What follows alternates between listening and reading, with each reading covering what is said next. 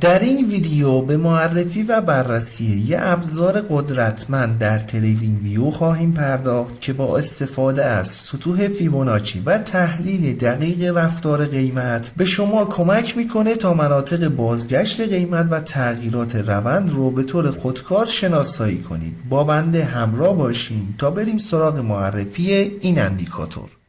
دوستان عزیز سلام، من علیرضا هستم و به گلدن تریدینگ سیستم خیلی خوش اومدین. اندیکاتوری که در تصویر مشاهده میکنید یه ابزار پیشرفته و کارآمد در تحلیل تکنیکال هست که برای شناسایی مناطق بازگشت قیمت و تغییرات روند طراحی شده. این اندیکاتور با استفاده از سطوح فیبوناچی، تحلیل الگوهای کندلستیک و شناسایی نقاط تغییر ساختار، مناطق مورد علاقه ای که انتظار میره واکنش یا حرکت قابل توجهی در اون رخ بده رو شناسایی کرده و میتونید به طور دقیق تر تصمیم بگیرین که چه زمانی وارد بازار بشین و چه زمانی از اون خارج بشین. اندیکاتور ابتدا ساختار بازار رو بررسی کرده و هنگامی که یه تغییر ساختار یا به صورت مخفف CH اتفاق بیفته رو شناسایی میکنه که نشون دهنده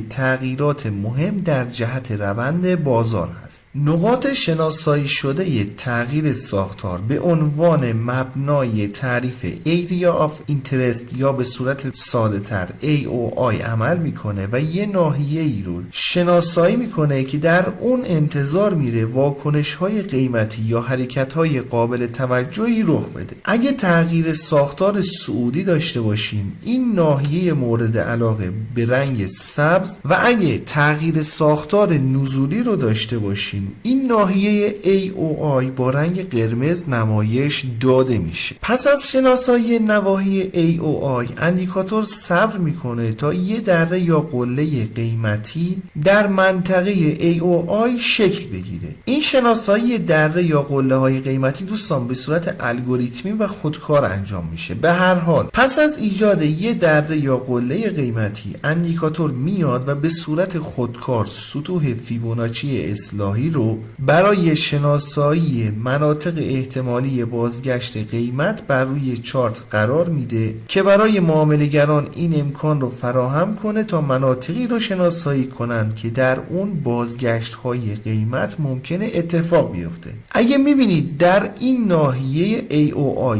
هیچ سطحی رو اندیکاتور ترسیم نکرده به دلیل اینه که دره یا قله قیمتی در این ناحیه هنوز تشکیل نشده. قابلیت نهایی اندیکاتور رو هم خدمتتون توضیح بدم، بعدش میپردازیم به این موضوع که چطور میتونیم از این سطوح استفاده کنیم. پس از تمامی این مراحلی که خدمتتون عرض شد، هنگامی که قیمت به یکی از این سطوح فیبوناچی برسه و در این نواحی یه الگوی کندلی اینگولفینگ رخ بده، اندیکاتور میاد و با یه سری فلش هایی این الگوی کندلستیک رو مشخص میکنه که میتونید ازش به عنوان سیگنال های بازگشتی استفاده کنید. ولی سوال اینجاست که آیا باید از تمامی این سیگنال های بازگشتی استفاده کنیم؟ خب بخوایم یه محاسبات سردستی داشته باشیم، حدوداً 6 تا سیگنال بازگشتی در این ناحیه AOI داشتیم، 3 مورد رو اگه وارد می شدیم حدوداً استاپمون تاچ می شد، ولی 3 مورد دیگه تارگت های مناسبی رو دادن. اینکه از این سیگنال ها استفاده کنیم یا نه باید در لایو بازار تست بشه و ببینید آیا با روحیاتتون سازگار هست این مورد یا نه.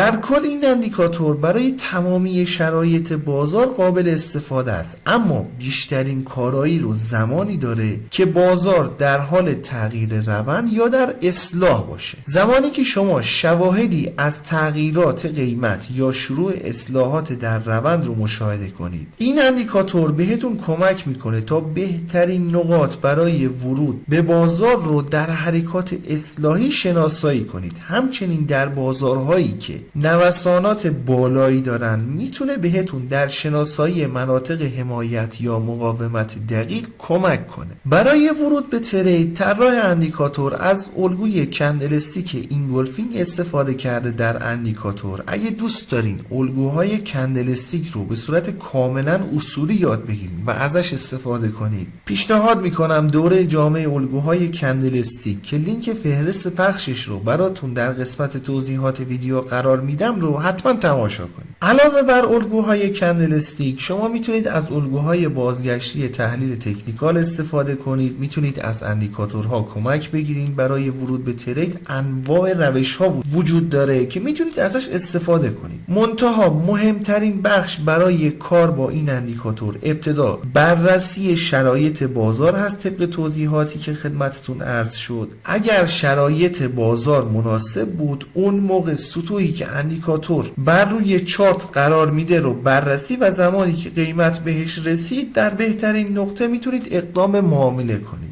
برای انداختن اندیکاتور روی چارت باید وارد سربرگ ایندیکیتورز بشیم. در تب سرچ بار عبارت فیبوناچی کانفلوئنس تولکیت رو وارد کنیم. این اندیکاتور هست که توسط لوکسلگو طراحی شده. این اندیکاتور دوستان حدوداً یک روز قبل از زمان ضبط ویدیو معرفی شده و در همین مدت زمان کوتاه حدود 1795 نفر دارن از اندیکاتور استفاده میکنن که نشون دهنده پتانسیل و قابلیت‌های بالای اندیکاتور هست. قبل از اینکه بخوایم به قسمت تنظیمات اندیکاتور بپردازیم، میخوام ازتون درخواست کنم که اگر فکر میکنید اندیکاتور یا ویدیو مناسب هست، لطفاً ویدیو رو لایک کنید. اگر هم دوست دارین با جدیدترین ابزارها آشنا بشین و نحوه کار باهاشون رو یاد بگیرین، پیشنهاد میکنم کانال خودتون، کانال گلدن تریدینگ سیستم رو سابسکرایب کنید و علامت زنگوله رو هم بزنید تا به محض انتشار ویدیو جدید بهتون اطلاع داده بشه.